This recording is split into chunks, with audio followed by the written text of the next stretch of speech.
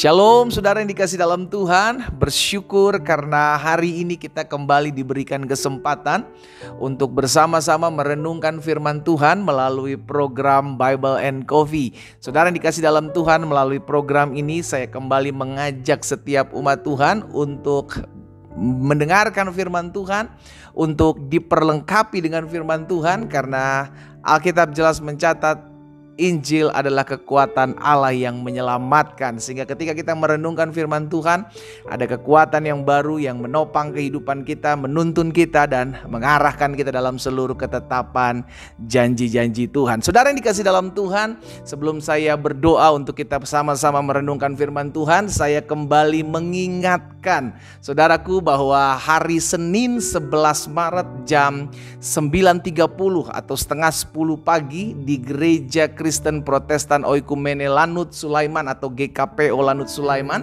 saya mengajak setiap umat Tuhan secara khusus yang tinggal di area Bandung dan sekitarnya. Senin ini 11 Maret ya kan, jam 9.30 waktu Indonesia bagian Barat, saya kembali mengadakan seminar keluarga terbuka untuk umum dan diadakan secara onsite di GKPO Lanut Sulaiman. Dan saya beri tema waspadalah, ya kan, keluarga saudara dan saya, keluarga kita itu adalah targetnya si jahat. Kenapa keluarga yang menjadi target si jahat? Karena keluarga adalah lembaga pertama yang Allah ciptakan. Karena di dalam keluarga ini ada berkat-berkat Tuhan yang Tuhan sudah siapkan. Dan iblis tidak mau, iblis tidak suka, iblis tidak senang. Itu sebabnya keluarga-keluarga di akhir zaman akan dihancurkan. Karena itu kita harus persiapkan, kita harus sadari, kita harus ketahui cara-cara kerjanya dengan cara tetap terus tertanam dalam firman Tuhan. Karena itu di dalam seminar keluarga Senin 11 Maret 2024 ini jam 9.30 waktu Indonesia bagian Barat di GKPO Lanut Sulaiman, terbuka untuk umum dan gratis. Ajak keluarga, ajak suami, ajak istri, orang-orang muda. Saya juga mengajak karena di sana nanti kita akan ada tanya jawab, sesi tanya jawab, dan pada akhirnya saya akan berdoa khusus buat setiap keluarga-keluarga. Saya minta pengurapan kuasa Tuhan hadir dalam keluarga-keluarga Kristen, keluarga-keluarga anak-anak Tuhan agar ada dalam kuasa kemurahan Tuhan ya. Puji Tuhan. Mari saudara yang dikasih dalam Tuhan, kita akan sama-sama kembali merenungkan firman Tuhan. Kita berdoa, kita datang kepada Tuhan. Bapa, terima kasih buat setiap kesempatan yang Tuhan berikan buat setiap kami. Kami bersyukur karena hari demi hari Tuhan tuntun kami, hari demi hari Tuhan pimpin kami, sehingga kalau kami boleh ada di hari ini dengan tidak kekurangan suatu apapun yang baik, semua berkat karena kasih setia Tuhan. Kami mau buka hati kami untuk firman-Mu. Roh Kudus, urapi kami dengan roh hikmat dan wahyu. Tuntun kami dalam setiap kebenaran yang ada, sehingga kebenaran itulah yang memerdekakan kami. Di dalam nama Tuhan Yesus Kristus kami berdoa. Haleluya. Amin, amin. Puji Tuhan. Saudara yang dikasih dalam Tuhan, Rasul Paulus pernah sampaikan di dalam Roma pasal yang 15. Roma pasal 15 ayat 1 dan ayat yang kedua. Rasul Paulus sampaikan kepada jemaat di Roma, kita, saudara dan saya yang kuat. Jadi orang-orang yang kuat, kita yang kuat, wajib, hukumnya wajib saudaraku, untuk menanggung kelemahan orang yang tidak kuat. Dan jangan kita mencari kesenangan kita sendiri. Ayat 2. Setiap orang di antara kita harus mencari kesenangan sesama kita demi kebaikannya untuk membangunnya. Saudara yang dikasih dalam Tuhan, dalam kehidupan kita sehari-hari maupun dalam berumah tangga pun demikian. Kita, suami-suami kita, istri-istri kita, orang-orang muda, kita anak-anak Tuhan, kita yang mengaku diri, oh saya kuat, saya tahu banyak firman Tuhan, maka kita wajib menanggung kelemahan orang yang tidak kuat. Dengan kata lain, kalau kita tahu ada orang yang lemah di sekeliling kita, ada orang yang gampang khawatiran, gampang cemas hidupnya, ayo bantu, topang. Karena hukumnya wajib untuk menanggung kelemahan orang yang tidak kuat. Dan firman Tuhan katakan, jangan kita mencari kesenangan kita sendiri. Saudara, ketika kita melakukan hal ini, sejatinya kita sudah menjadi manusia yang berguna. Sama-sama bilang sama saya harus jadi manusia yang berguna.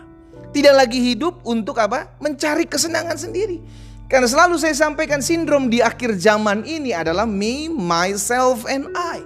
Saya, dan saya. Saya nggak mau peduli orang lain senang atau susah. Yang penting saya diangkat, diberkati, saya berhasil. Saya nggak peduli kalau orang lain harus menderita. Yang penting saya nggak menderita. Saya nggak peduli orang lain susah hidupnya. Yang penting saya nggak susah. Jahat itu saudara.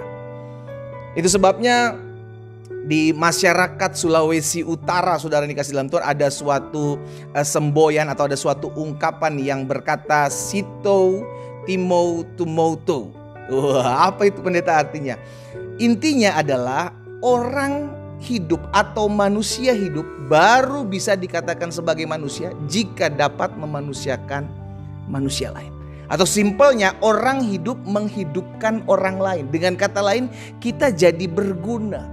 Kita jadi berkat. Kita bisa topang orang lain. Sehingga kita yang kuat dalam setiap hal, dalam setiap segala keadaan. Baik kuat dalam iman, kuat dalam doa, kuat dalam keuangan, kuat dalam apapun. Kita wajib menanggung. Kalau kita bisa menanggung, maka engkau bisa memanusiakan manusia lain. Engkau menjadi berkat bagi mereka. Engkau menolong orang-orang di sekelilingmu.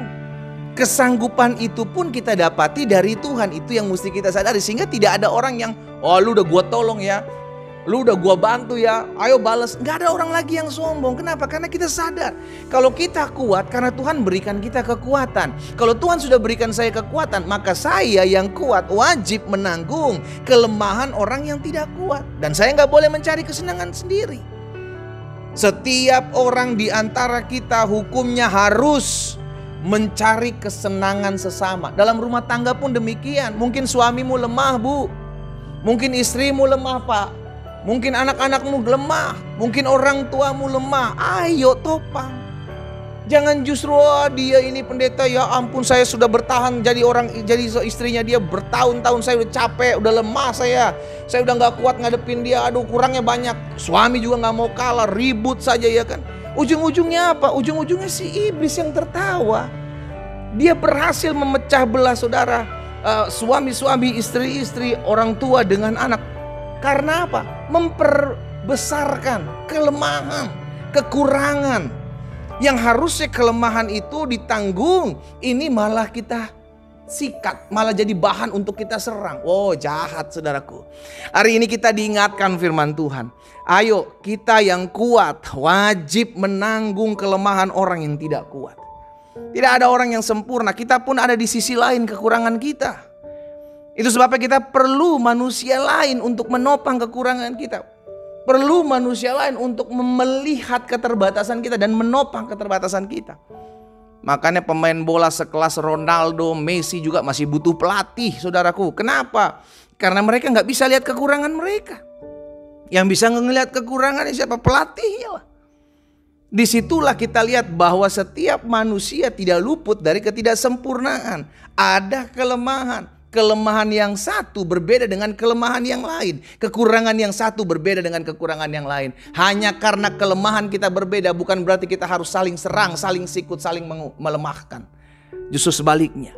Kita harus saling menguatkan karena untuk itu kita berada. Dengan demikian kita bisa menjadi berkat buat orang lain. Minimal ayo kuatkan orang lain. Orang-orang yang ada di sekelilingmu, ayo kuatkan mereka.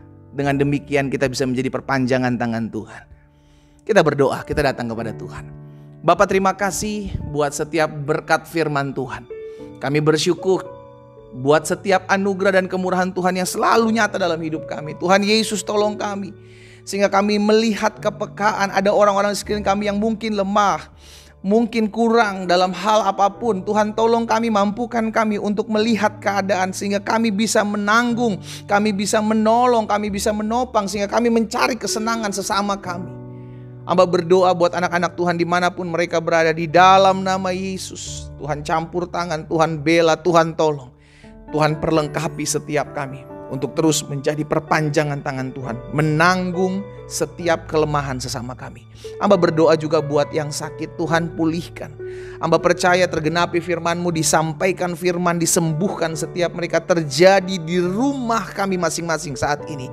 Dalam nama Yesus, oleh bilur-bilur-Mu kami yang sakit sudah dijamah dan disembuhkan Tuhan. Kami terima dengan iman. Di dalam nama Tuhan Yesus Kristus kami berdoa. Haleluya. Amin.